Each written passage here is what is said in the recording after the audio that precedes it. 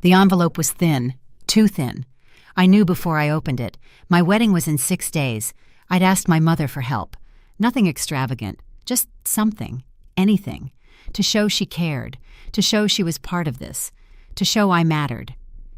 "Here," she'd said at lunch, sliding the envelope across the table. "For your wedding." I opened it. One $20 bill. Andrew Jackson staring up at me. $20. For my entire wedding. Is this a joke? It's what I can afford right now. Money's tight. Money was tight when Amanda got married 2 years ago. You gave her $50,000. Amanda's situation was different. How? How was it different? We're both your daughters. We're both getting married.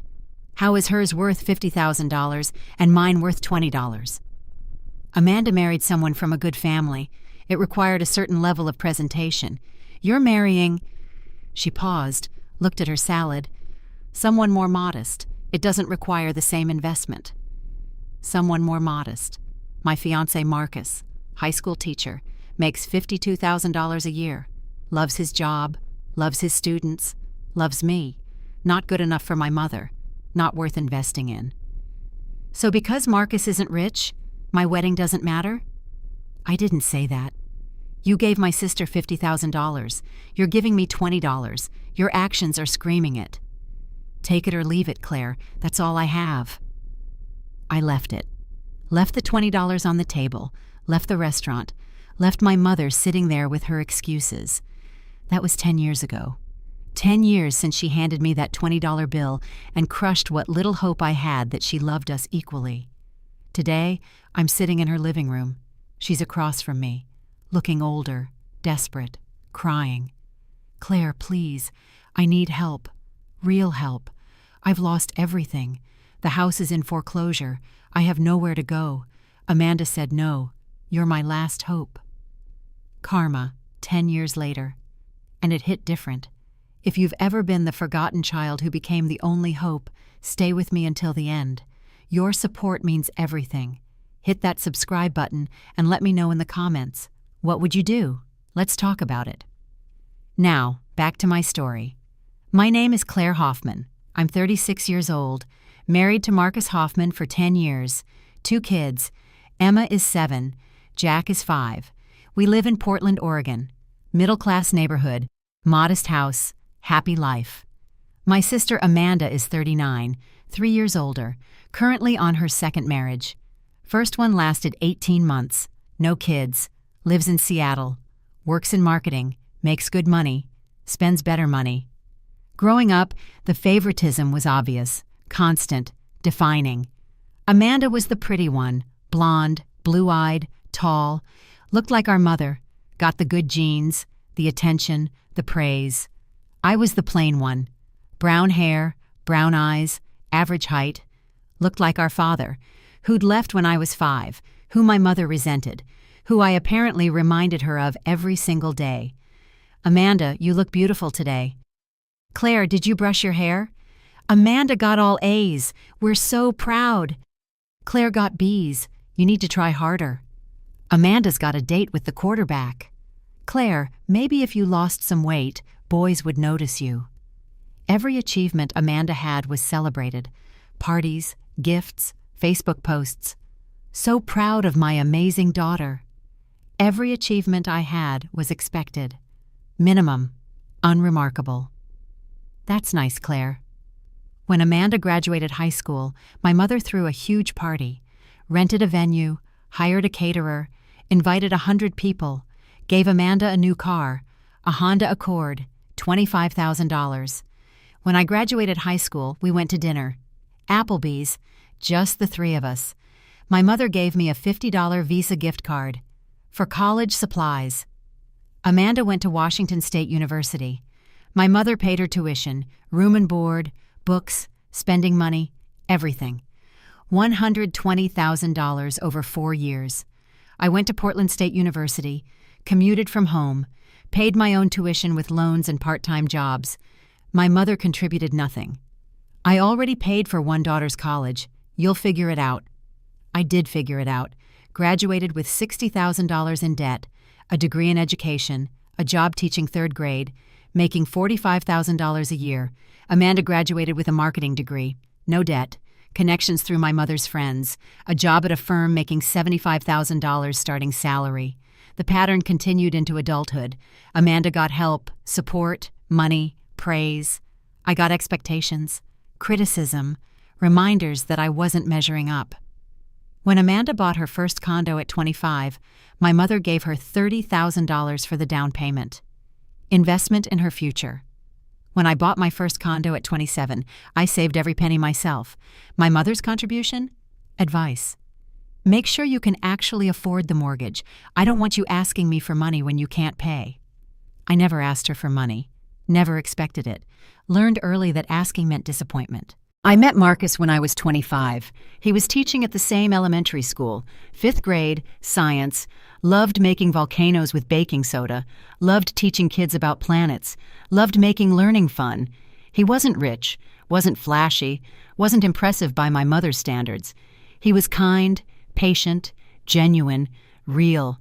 We dated for a year. He proposed at a park. Simple ring, beautiful moment. I said yes immediately. I called my mother to tell her, "Mom, I'm engaged." To who? Marcus, the teacher I've been dating. The teacher, right. What does he make again? He's a 5th grade teacher. He makes about $52,000. Silence. Long silence. Mom?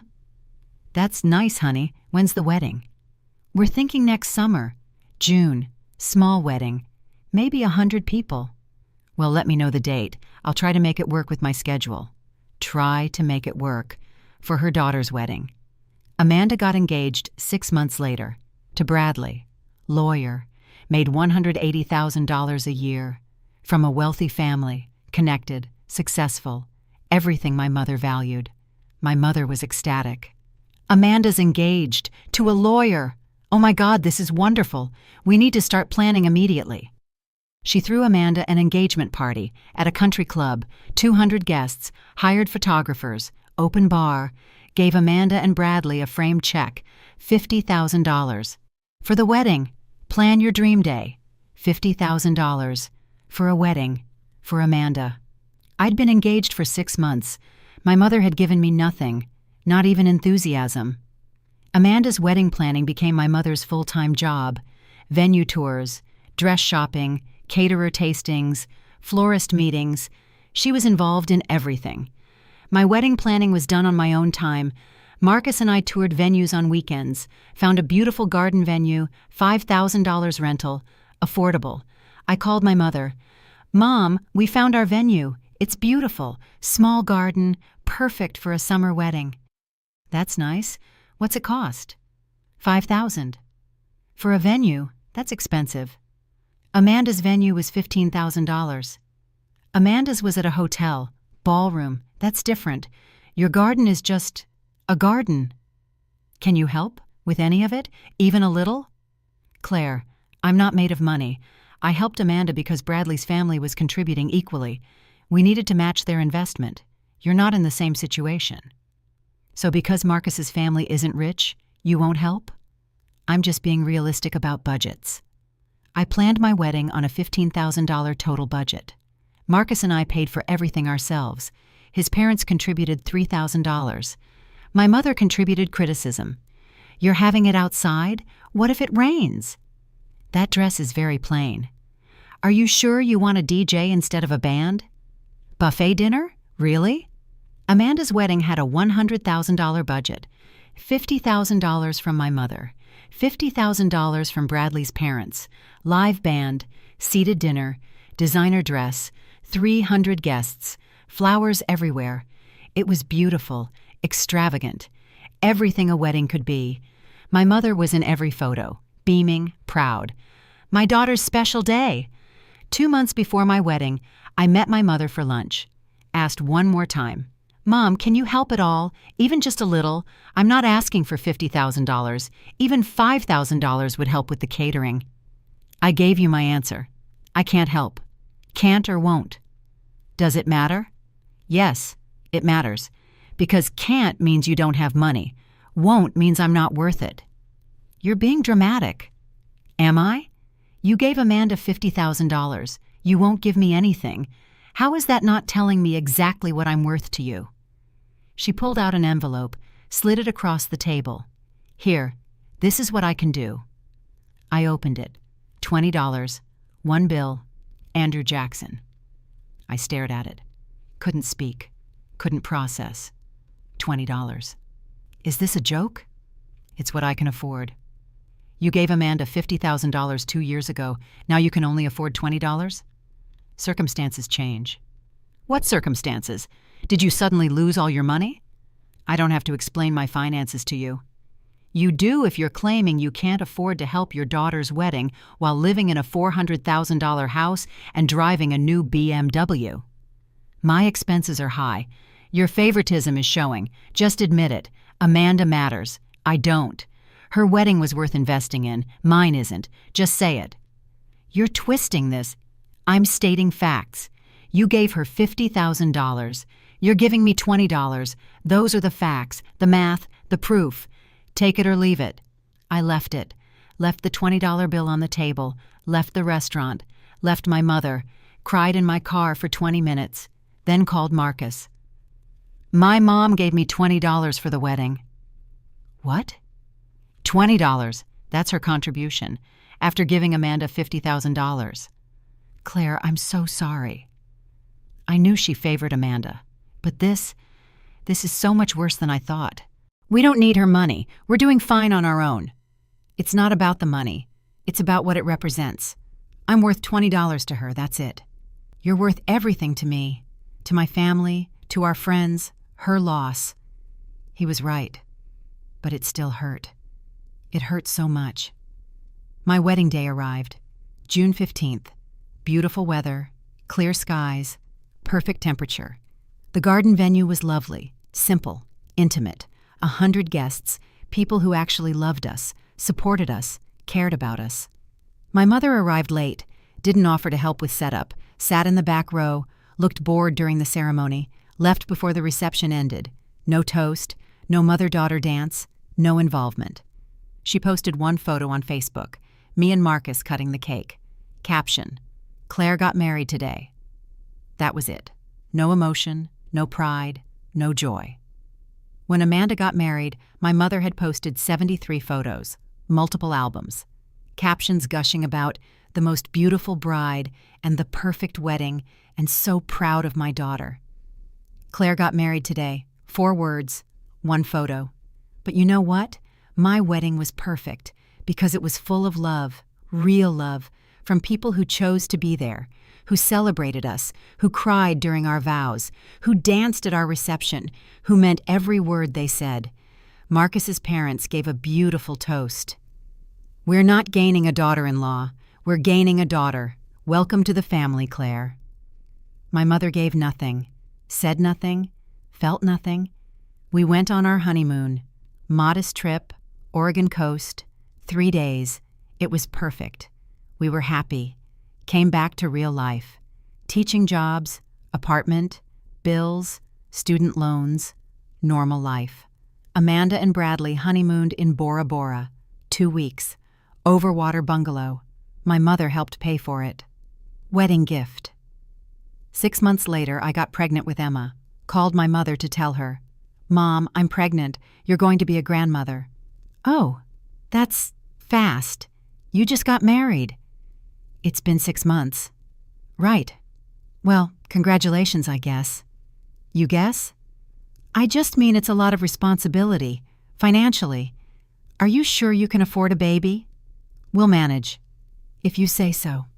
When Amanda got pregnant 3 years later, my mother threw her a baby shower, invited 50 people, at her house, catered, games, gifts, registry at expensive stores.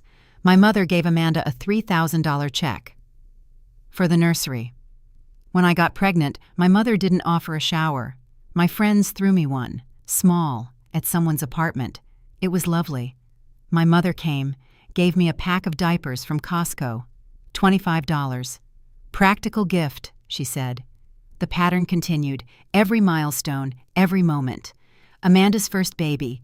My mother visited the hospital immediately, held the baby, cried, posted 20 photos. Most beautiful grandbaby in the world.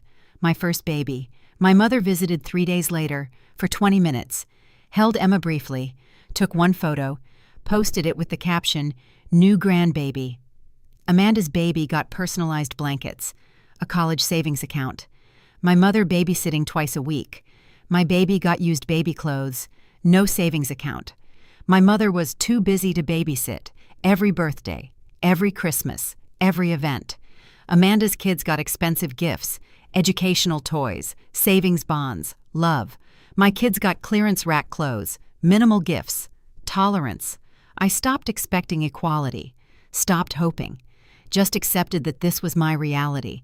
I was the less loved daughter. My kids were the less loved grandchildren. It hurt, but I built my life around people who did love us. Marcus's family, our friends, our chosen family. We were happy despite my mother. Not because of her, despite her. 5 years after my wedding, things started changing for Amanda. Her marriage fell apart. Bradley cheated with his paralegal. Classic, predictable, devastating. Amanda filed for divorce. Messy divorce. Expensive lawyers. Asset division. Drama. My mother was involved in everything. Supporting Amanda through this difficult time. Paid for her lawyer. $30,000. Let Amanda move back home during the divorce. Covered her expenses. Amanda got half of everything in the divorce. The condo, investments, savings. About $200,000 total, plus alimony for 3 years. She should have been set, secure, fine. She wasn't. Amanda had always been bad with money. Spent everything she made, more than she made. Credit cards, loans, lifestyle inflation. Even with the divorce settlement, she was broke within 2 years.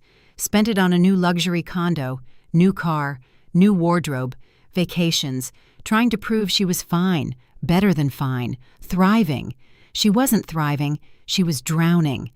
Meanwhile, Marcus and I were building, slowly, carefully, paying off debt, saving, investing, planning. We bought a house, 3 bedrooms, modest neighborhood, perfect for our family. We paid 20% down, saved for 2 years for that down payment. My mother's response, "It's very suburban." Amanda was renting a luxury condo she couldn't afford. My mother's response, "Amanda deserves nice things after what she's been through." 7 years after my wedding, Amanda lost her job. Company downsizing. She'd been making $95,000, had no savings, had credit card debt, had a lifestyle she couldn't maintain. My mother helped her, paid her rent for 6 months while she found herself. $12,000. Amanda found herself a new boyfriend, Ryan, entrepreneur, which meant unemployed with ideas. He moved into her luxury condo. My mother kept paying the rent. 8 years after my wedding, my mother retired. She'd been a real estate agent, made good money, had savings, a 401k, Social Security. Should have been fine. But my mother had been supporting Amanda for years. Rent, car payments, credit cards, bills, thousands of dollars every month. Her savings were depleted. Her 401k was smaller than it should have been. She'd been living beyond her means to fund Amanda's life. 9 years after my wedding, my mother's financial situation became critical. She'd refinanced her house, taken out equity, $100,000, to pay for Amanda's wedding to Ryan, the entrepreneur, the unemployed boyfriend with ideas, another $50,000 wedding, because Amanda deserved a fresh start. Ryan left 6 months later, took Amanda's car, cleaned out her bank account, disappeared. Amanda was devastated, broke, in debt. My mother was furious, but still supportive, still enabling, still paying. Marcus and I watched from a distance, focused on our life, our kids, our stability. We'd paid off our student loans, built an emergency fund, started college savings for Emma and Jack, were contributing to retirement, living below our means, planning ahead. We weren't rich, but we were secure, stable, smart.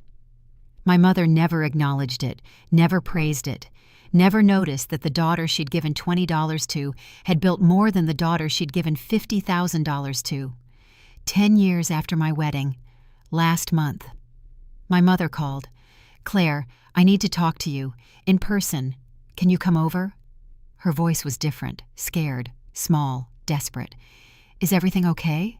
Just, can you come, please?" I drove to her house, the same house I'd grown up in, worth about $400,000. Or it had been. She looked older, tired, worn, stressed. "What's going on, Mom?" "I'm losing the house. Foreclosure. I can't make the payments. I've tried everything. I'm out of options." "What happened?" I made some bad decisions. Took out loans against the house. For Amanda. For expenses. For emergencies. Now I can't pay them back. The bank is foreclosing. I have 60 days. "How much do you owe?" $180,000. On a house worth $400,000. But I can't get a loan. My credit is destroyed. I've tried refinancing, consolidating. Nothing works. "What about Amanda? Can she help?" My mother laughed. Bitter. Broken. "Amanda? Amanda is broke. Living in a studio apartment. Barely making rent. She can't help." "What about all the money you've given her over the years? The hundreds of thousands of dollars?" "It's gone. All of it. She has nothing." "And now you're asking me? The daughter you gave $20 to for her wedding? The one you've ignored for a decade? That daughter?" "You're my only hope. Amanda said no. You're the only one left." "Amanda said no? You asked Amanda first?" "She's in a difficult position. She's always in a difficult position. That you've paid for, that you've enabled, for 39 years. "Claire, please, I'm desperate. I have nowhere else to go." "What exactly are you asking?" "I need money, a loan, $180,000, to save the house. I'll pay you back, I promise." "With what money? You're retired. Your Social Security barely covers your expenses. How would you pay me back?" "I'll figure it out. I'll get a job. I'll sell things. I'll find a way." "Or you could sell the house, pay off the loan, buy something smaller, live within your means." "This is my home. I've lived here for 35 years. I can't leave. You can't afford to stay. I can if you help me." I looked around. The house was full of expensive things. Furniture, art, decorations, thousands of dollars in stuff. "What about selling some of this? The furniture, the art, the jewelry?" "That's my life, my memories. I can't sell my memories." "But you can ask me for $180,000 after giving me nothing, after favoring Amanda our entire lives, after treating me like I don't matter?" "I know I haven't been perfect." "Perfect? Mom, you gave my sister $50,000 for her wedding. You gave me $20. You paid for her college, I paid for mine. You've given her hundreds of thousands of dollars. You've given me nothing. And now you want me to give you $180,000? I know it's a lot to ask. It's not just a lot. It's insulting. It's years of favoritism coming back to bite you. You invested in the wrong daughter. You chose Amanda, over and over, and now she has nothing. Can't help you, won't help you, but you expect me to." "You're my daughter. So is Amanda. But you treated us differently, loved us differently, invested in us differently. And now you're seeing the consequences." "What do you want me to say? That I was wrong? That I favored Amanda? Fine. I did. I'm sorry. Is that enough? Will you help me now?" "No." The word hung there. Simple. Final. Devastating. "What?" "No. I won't give you $180,000. I won't save your house. I won't bail you out. Claire, I'll have nowhere to go. You have options. Sell the house, downsize, rent an apartment, get a roommate, figure it out. Like I've had to figure everything out my entire life. This is revenge? For the wedding money? For favoritism? You're going to let me lose my home over hurt feelings? This isn't revenge. This is consequences. You made choices, enabled Amanda, ignored me, spent money you didn't have, took out loans you couldn't repay. Those were your choices. I'm not responsible for fixing them. I'm your mother. You've been Amanda's mother. You've been my mother in name only. You didn't invest in me, support me, help me. Why should I do it for you? Because I raised you, fed you, clothed you, gave you a home. You gave me the bare minimum legally required. Amanda got everything else. That was your choice. This is mine. My mother lost the house. Foreclosure went through. She had to move out. Couldn't afford to buy anything. Her credit was destroyed. Her savings were gone. She rented a one-bedroom apartment. Small, plain, affordable. The first time in her life she'd lived within her means. Amanda didn't help. Couldn't help. Was still broke. Still making bad decisions. Still being enabled by my mother even in poverty. My mother called me every week, asking, begging, guilting. Claire, please.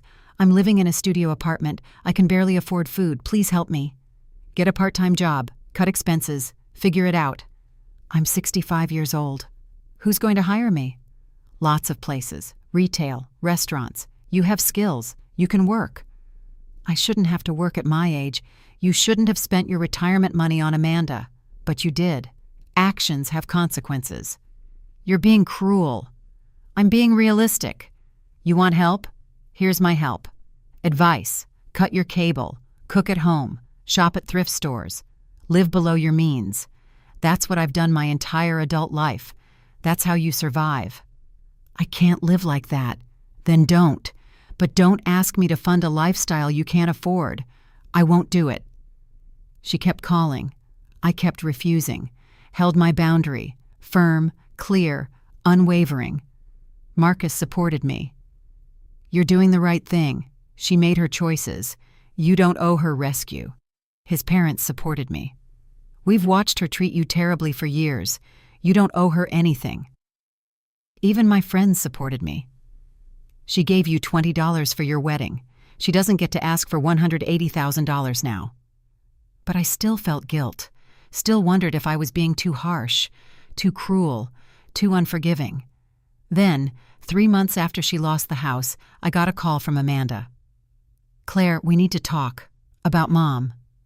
What about her? She's struggling, really struggling. She can't afford her apartment, her utilities, food. She needs help. So help her. I can't. I'm broke. You've always been broke. Mom's been funding you for decades. Maybe it's time you figured out how to support yourself. This isn't about me. It's about Mom. She needs family support. Where was family support when I needed help? When I was planning my wedding, paying for college, buying my house? Where was Mom's support then? That's different. How? How is it different? She had money then, chose to give it all to you. Now she's broke and wants me to fix it. Why is that my responsibility? Because you can afford it. That stopped me. What? You can afford to help. You and Marcus make good money. You have a house, savings, you're stable. You can afford to help Mom. How do you know what we can afford? Mom told me. She said you have money saved, that you could help, but you're choosing not to. I was furious. Mom has been going through my finances? How? I don't know. She just said you have the means, that you're refusing out of spite. I'm refusing out of boundaries, out of consequences, out of refusing to enable the same pattern that destroyed her relationship with me. So you're going to let her suffer? I'm going to let her experience the consequences of her choices, just like I had to experience the consequences of being the unfavored daughter. This is revenge. This is justice. There's a difference. Amanda hung up on me. We didn't speak for weeks. Then my mother showed up at my door, unannounced, uninvited, desperate. Claire, please, I'm begging you. I can't survive like this. I need help. Real help. What kind of help? I need to move in, with you, just temporarily, until I get back on my feet. Absolutely not. You have a 3-bedroom house. The kids could share a room. I just need a small space. No. This is my home, my sanctuary, my family's space.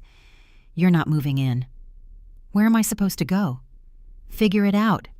Roommate, senior housing, Amanda's couch, but not here. Amanda lives in a studio. That's her problem, and yours. You created this situation, both of you. Amanda by being financially irresponsible. You by enabling it. I'm not cleaning up your mess. I'm your mother. You're the woman who gave me $20 for my wedding while giving my sister $50,000. You're the woman who paid for her college while I drowned in student loans. You're the woman who has given her hundreds of thousands of dollars while giving me nothing. That's who you are to me, and that woman doesn't get to move into my house. I'm sorry, okay? I'm sorry for the wedding money, for the favoritism, for everything. I'm sorry. What more do you want? I want you to understand, really understand, what you did, how it affected me, how it shaped my entire life. I do understand. No, you don't. You understand that you're suffering consequences. That's not the same as understanding the pain you caused. We sat down, in my living room. For the first time, really talked. Tell me, I said, why Amanda? Why did you favor her so completely? My mother was quiet for a long time. Then, she reminded me of me, when I was young, pretty, popular, everything I wanted to be. You reminded me of your father, who left, who disappointed me, who I resented. So you punished me for looking like Dad. I didn't mean to punish you. I just connected with Amanda more, related to her, understood her. So you gave her everything and gave me nothing. I thought you were stronger, more independent, didn't need as much help. Everyone needs help. Everyone needs support. Everyone needs to feel valued by their mother. I'm sorry, I really am. I didn't see what I was doing until it was too late. When did you see it?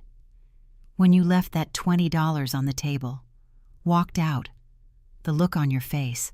I knew then, but I was too proud to admit it, too stubborn to change. And now? Now I've lost everything. My house, my savings, my dignity. And I'm realizing that the daughter I invested in can't help me, and the daughter I neglected is the only one who could. That's karma. It is, and it's also a lesson you should have learned 30 years ago. What lesson? That money doesn't buy happiness, or success, or security. That character matters more than appearance, that hard work matters more than handouts, that enabling people destroys them.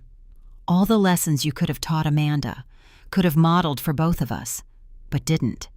You turned out fine without my help. I turned out fine despite your neglect. There's a difference. I could have had support and success. Instead, I had to choose. And I chose success, which meant choosing to build without you. And now I'm paying the price. You are. But Claire, I want you to understand something. I'm not refusing to help you out of spite, or revenge, or cruelty. Then why? Because helping you would hurt you, and hurt Amanda, the way you hurt us both by enabling her and neglecting me. How would helping me hurt me? Because you'd learn nothing. You'd take the money, bail yourself out, and in 5 years, you'd be here again. Broke, desperate, asking for more. The pattern would continue. I wouldn't. You would, because you've never faced real consequences, never had to actually change. Amanda's the same way. You've both lived your entire lives being rescued. By you rescuing her. By you expecting others to rescue you. It's time that ends. So what am I supposed to do? What I did. What everyone without a safety net does. Work, save, live below your means, make different choices, build differently. At 65? Better now than never. Better late than continuing the same patterns until you die. My mother cried. Real tears, broken tears. I don't know how. I'll teach you, not by giving you money, by teaching you what I learned, how to budget, how to live simply, how to find joy in less, how to be okay without excess. You'd help me? I'd teach you. There's a difference. Help would be writing a check. Teaching is showing you how to write your own checks. That's what I'm offering. 1 year later, everything is different. My mother lives in a small apartment, 1 bedroom, $800 a month. She got a part-time job. grocery store cashier, $15 an hour, 20 hours a week. It's not much, but it's something. I taught her to budget, to meal plan, to shop sales, to live on less. Skills I'd learned out of necessity. Skills she'd never needed because she'd always had excess. She's not thriving, but she's surviving, and she's learning. Really learning. Amanda hit rock bottom 6 months ago. Evicted from her studio, credit destroyed, nowhere to go. My mother couldn't help her. Had no money, no space, no resources. Amanda called me. "Claire, I need help. I have nowhere to go. I have a couch. You can stay for 2 weeks. While you figure things out, but you have to get a job, any job, and you have to save, and you have to leave when the 2 weeks are up." She stayed, got a job at Target, $16 an hour. Hated it, complained constantly. But she stayed, worked, saved. After 2 weeks, she moved into a room in a shared house, $500 a month, 4 roommates, at 39 years old. She's angry, resentful, bitter, but she's working, supporting herself, for the first time in her life. My mother and Amanda are both learning what I learned at 22, how to survive, how to work, how to build, how to live without a safety net. It's hard, it's humbling, it's painful, but it's necessary. Last week, my mother came to Sunday dinner, something we've started doing every week. Her, Amanda, me, Marcus, the kids. We eat simply, spaghetti, salad, garlic bread, nothing fancy, but it's together, it's family, real family. "Thank you," my mother said as she was leaving, "for teaching me, for not giving up on me, for showing me a different way." "You're welcome. I'm sorry for the wedding money, for everything. I was wrong, completely wrong, and I'm grateful you're still here.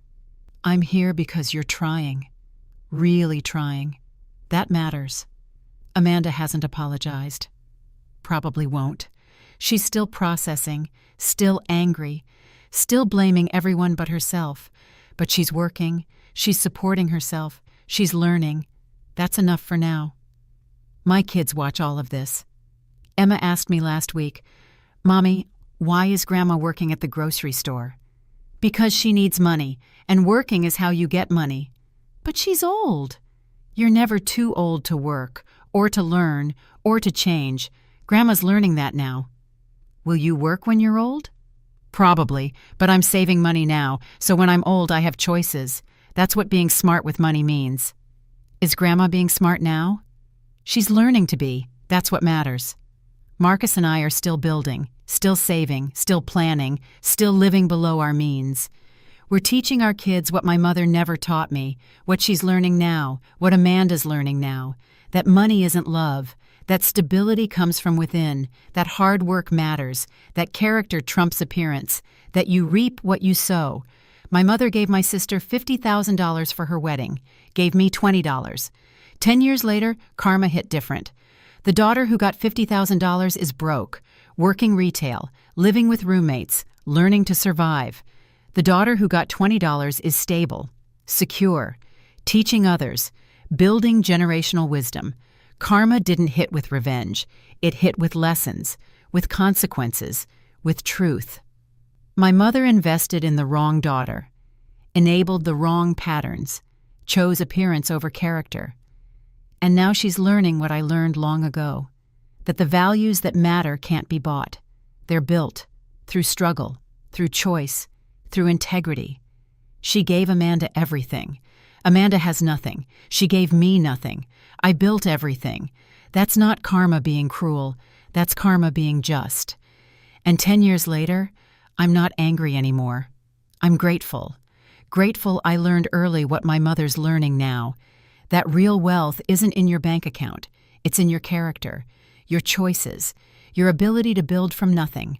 My mother's $20 taught me more than her $50,000 ever could have. And that lesson, that's the real inheritance. Thank you for staying with me through this long journey of favoritism, consequences, and ultimately growth. If this story resonated with you, please subscribe and hit the notification bell. Your support means the world to me. Let me know in the comments. Have you experienced favoritism in your family? How did you handle it? What lessons did you learn? Share your stories.